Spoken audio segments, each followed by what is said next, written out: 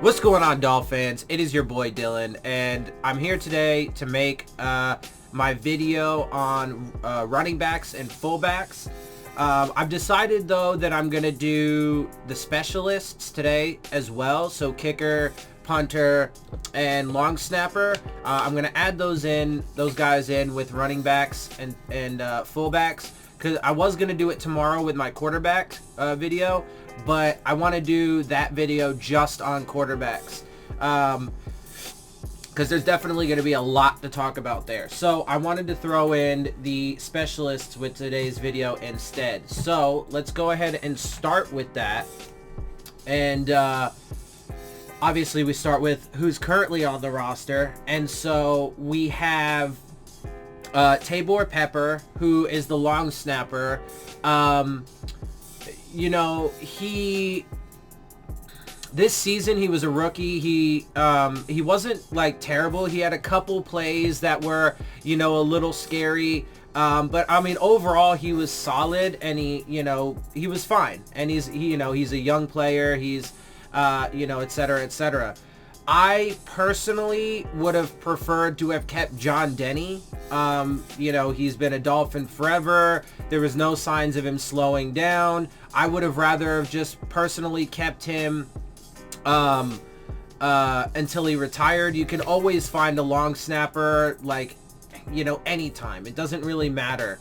Long snapper is not a position that's difficult to fill. So whenever Denny, retired, I mean, look, I get it. They wanted a guy that was younger, etc., etc. And look, I don't totally hate that, but personally, I would have kept John Denny just until he retired, because I think that he deserves that, right? But that's a part of the NFL that doesn't seem to really exist anymore, and that's loyalty, right? Like between, and free agency, I think actually help to create that and foster that in the NFL. I don't like free agency, frankly, at all. Now, I didn't really, watch football and stuff so much back in the time before free agency came around, because, I was either not born or too young. From what I can tell, free agency has really, because it's made this environment where, teams have no loyalty over players. They'll just, get rid of guys whenever, because they can always pick somebody else up.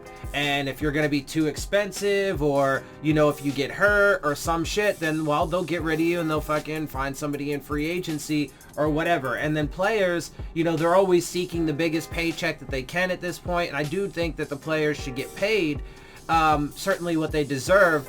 But I mean, at this point, when they get their paychecks, man, they're making millions upon millions of dollars. They already have the best health care. So, I mean, it's not like they're really hurting, right? They don't need to be fucking part of the 1% and, help to oppress the rest of us by hoarding all the fucking wealth in the world, right? So, anyway, I'm just saying, to me, anyway, I don't want to go off on too much of a tangent there. I personally would have rather have kept Denny just until he retired, but it doesn't matter. And we now have, a young guy who played fine, right? You also have, punter Matt Hawk. He's still got some improvements to make. Him and Jason Sanders, they both still have some improvements to make. Matt Hawk, I think overall is slightly more consistent than Jason Sanders. Jason Sanders has probably missed, a few more kicks than Matt Hawk has failed to, have good punts. Like, he's a really good punter, but they're both good. And, certainly, I mean, like, if you were going to bring anybody in at those positions, any of those three positions, whether it be long snapper, kicker, or punter, I mean, it's literally, like, I personally wouldn't really bother with it, because none of them are a problem, and they seem to always come through for us, almost always, but people make mistakes. So the couple mistakes that they do make, I don't really care, so if you brought somebody in, it'd be like an undrafted guy or some shit like that. I don't know, at most a 7th round pick, but I can't even really fathom using a 7th round pick, even though we have so many picks, on, you know, a specialist, just because, I mean, the guys we have are perfectly fine at the very least. So just not even a necessity, like, at all for me. So anyway, that's the specialists. Let me go ahead and get into, you know, fullbacks, running backs, etc. So we only really have one fullback on the roster, and that's Chandler Cox. He's a rookie. He's 23 years old. And so he was a late round pick by us. And let's make something clear here. I actually kind of like Chandler Cox. I mean, I think that certainly the 2019 draft class under Brian Flores in this regime has been, again, to be as fair as possible, underwhelming.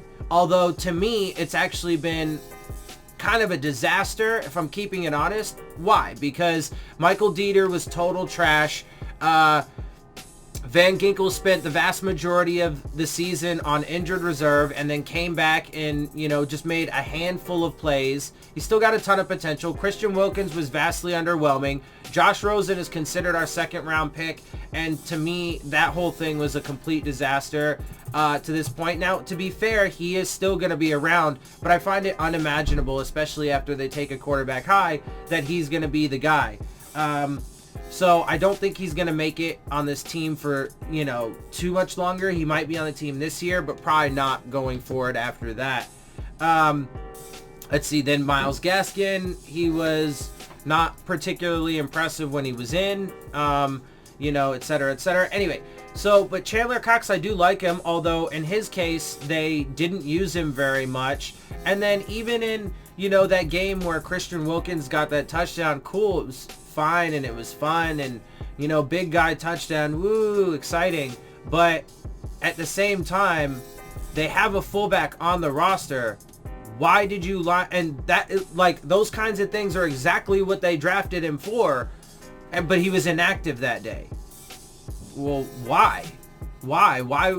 For what random reason did you feel like you need to put Chandler Cox inactive, and then you decide, coincidentally, you happen to, and that was like one of the few games that he actually, you know, was inactive, at least in the later parts in the season. And so, but then you coincidentally decide to throw a touchdown pass or a pass rather. I mean, it was on the goal line. Presumably it would be for a touchdown if it was successful, and it certainly was. But then you decide to throw a pass to a fullback. But you use a defensive tackle who's not particularly performing well at his normal position as your fullback. And again, for full context, he did drop the pass. Now, he caught it and crossed the goal line, so it didn't matter. It became a fumble, right? Not like an incomplete. It became a fumble because he caught it and then it was, you know, stripped out or knocked out or whatever. But he had already, you know, to be fair, he had already crossed the goal line, so it didn't matter. But if you had used your actual fullback in that situation, it's likely he would have just held on to the ball to begin with. Anyway, but I actually do like Chandler Cox, and you know, I mean, he's actually one of the, like, few players I think that he's probably one of the players, rather, I guess, that I'm most intrigued with out of this first draft class. But he was just okay in the very limited amount of time that he got to play. Alright, let's see. Then we have, who else do we have? We don't really have that many, like, running backs and stuff even on the team. So we have Patrick Laird. That comes up next, or he comes up next. He's 24. He was a rookie this year. Frankly, as far as I'm concerned, he's the best running back that we have right now. I mean, I think it was stupid to trade Drake away, but whatever. So they did that. Kalen Ballage, again, I don't think he's a terrible player, really. He's just a very role-specific kind of running back. You know, he's super short yardage, goal line, you know, etc. Between the tackles. Like, he's very specifically built and has very specific skill sets. And so, you know, he doesn't really do much in the passing game, etc. But if you used him in that role with, like, let's say Patrick Laird, then they might actually be good complements to each other. Now, I personally think that Kenyon Drake was a far better complement to Frank Gore. I think that pairing is like way better, and we certainly could have had that this past season and going forward if Adam Gase and the old regime weren't fired, but it is what it is, right? So Patrick Laird certainly is one of the better running backs that we have, but of course, you know, this entire season, I mean, it's hard to evaluate him because this entire season they just either didn't use him, or when they did use him and he popped off a couple nice plays, they took him out, etc., or misused him a bit, you know. But he did some good things in the past game. He did some, you know, he was one of our better running backs overall in the run game. So, you know, I mean, hopefully they use him more and stuff going forward or whatever. I think currently he is the best running back on the team, and, you know, certainly expect him to be around. Then we have Samaje Perine. He's been in the league 3 years. I think he's been on 3 teams now. He was originally a pick of the Redskins. He's 24. I think I actually liked him coming out in that draft, and I think that the kid still has potential. But, you know, I mean, he's in year 3. The Skins didn't have faith in him. I think after their first year is when they got rid of him. And then, you know, he just, you know, I mean, look. You know, he's still in his first 4 years in his, you know, rookie contract or whatever. So you got to give him the time to be able to prove himself. He's not necessarily a bust quite yet, but, you know, he certainly hasn't really lived up to his potential and so on and so forth. And so that's why, you know, now 1 or 2 teams have already given up on him, and we'll have to see how he does here. But I do like his potential. He just needs to live up to it. And we'll see if he's able to do that here. I mean, if we don't give, you know, if we don't adequately address the offensive line, running backs, wide receivers, and quarterback are not going to really matter so much because we won't be able to do anything. Then we have Delance Turner. He's 24, been in the league 2 years. Don't really know too much about him. He was another one of those street pickups. I expect he'll at least be in camp. But we'll see. I mean, we need running backs for sure. So we'll see if like him or somebody, maybe Perine, somebody can step up. And we'll see also too, you know, if Patrick Laird is able to take some steps forward in his progression, as well as they need to use Cox more. I mean, anyway, whatever. And then Kalen Ballage, who's been in the in the league 2 years. He's 24. Again, I like him. He's really super specific of a back. So, I mean, that's the way it is. Then you have rookie Myles Gaskin. I really liked what he did in college, and I was impressed with his running style in college and some of the plays I saw, etc., etc. His stats were crazy, right? But, you know, he so far hasn't done much of anything, even in the you know, limited amount of time. I mean, he spent the vast majority of the season just on the inactives list, but then even when he came in, I think his, you know, run per, or average run was like maybe 2 to 2.5. It was just a little bit better than Kalen Ballage. Kalen Ballage ended at like 2 yards per carry. He was somewhere between 2.5 or 2.5, I think, if I remember correctly. And then, you know, Patrick Laird was somewhere a little over 3, I think.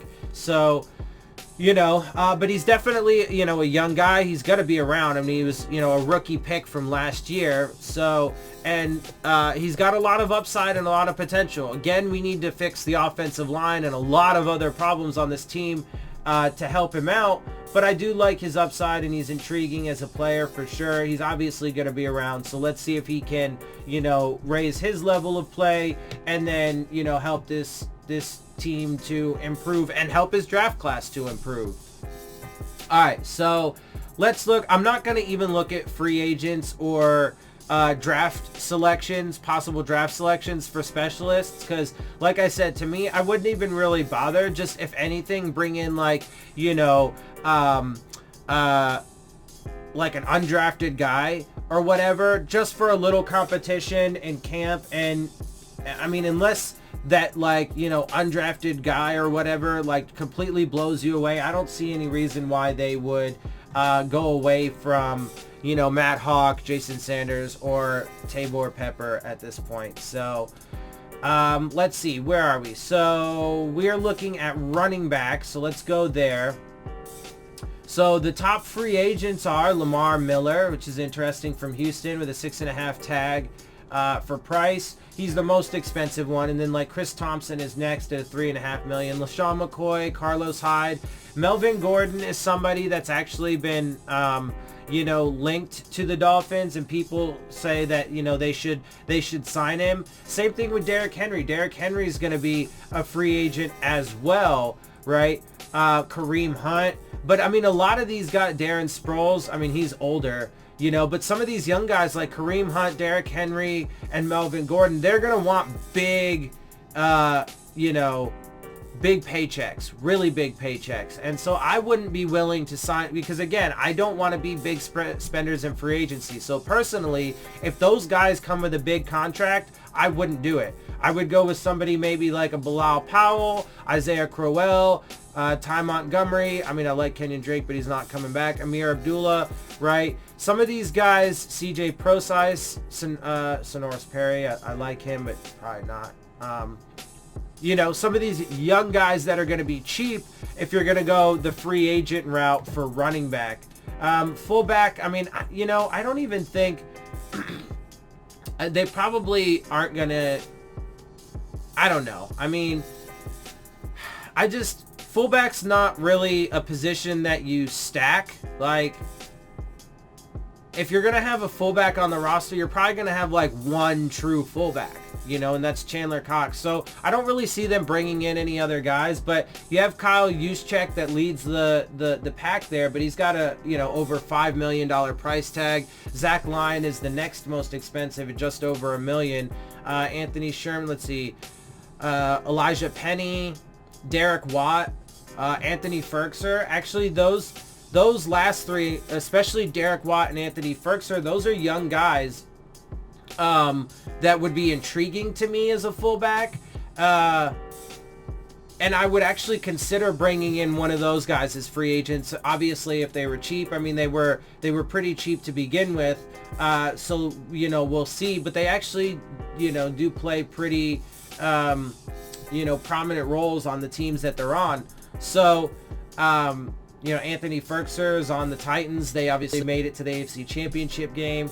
Derek Watt is on the Chargers. He's a really good player, good fullback. The Chargers need to really... Anyway, I'm not going to talk about them. So, I would consider bringing in one of those, like, two guys in particular, if they, as long as obviously they stay cheap. But other than that, I really...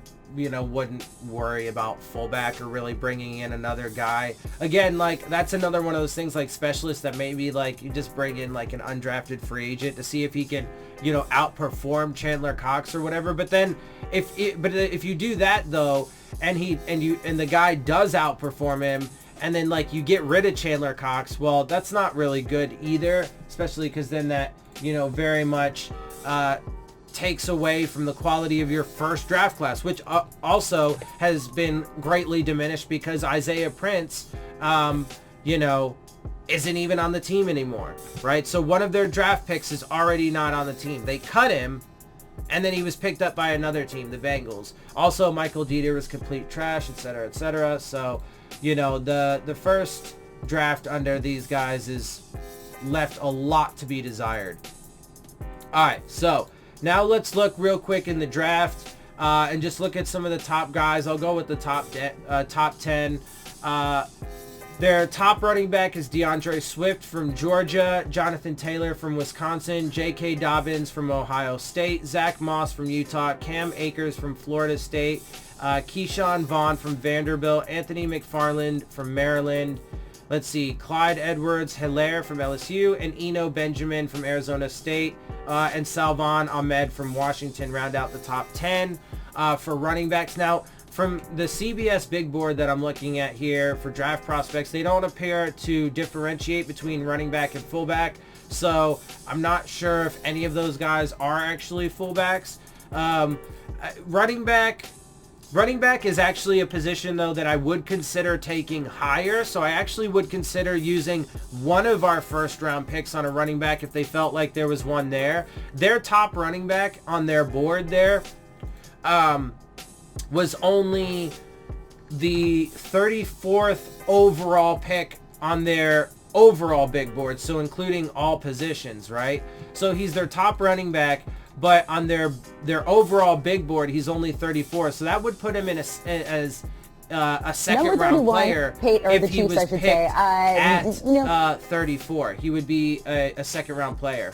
So, you know, I mean, maybe you don't take him in the first round, or maybe, I don't know, right? Like it's up to the Dolphins if they felt you know, that strongly about him. But I would certainly take a running back, you know, in the second or third round, for sure, no matter what. So I would definitely consider taking a running back in the draft, and maybe, like, you know, one or two young, high upside, cheap potential free agents.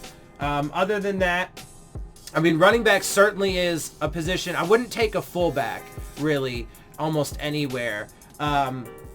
But running back, I certainly would take one for sure in the second or third round, and then maybe even take another one in mid to late rounds, and then, you know, bring in one or two young guys, free agents that has high upside, but that's going to be cheap. And then, of course, you know, the undrafted pool as well. Yeah, so that's really what I got. Not a lot, because, you know, obviously the running back, fullback position specialists, there's not really that much to talk about there. There's only 3 specialists. I wouldn't take either or any of those positions in the draft or free agency. Maybe just an undrafted guy. Running back's the only position where I think we really have a need there, and I would take one. I would potentially take one in the first round, maybe with that final pick from the Texans at 26. But obviously, it's got to be worth it. It's got to be, you know, value. And if there's not a guy with that value, maybe you just take one in the second. And then in the first round, I know this would be like a very unsexy first round for most people, but with those first 3 picks, I would consider taking, you know, an offensive lineman, a defensive lineman, and then with that third pick, even double down on offensive or defensive line if there's not a skill position player that you covet at that pick and is worth the pick. Now, the skill position players that I would consider taking would be running back, cornerback, or safety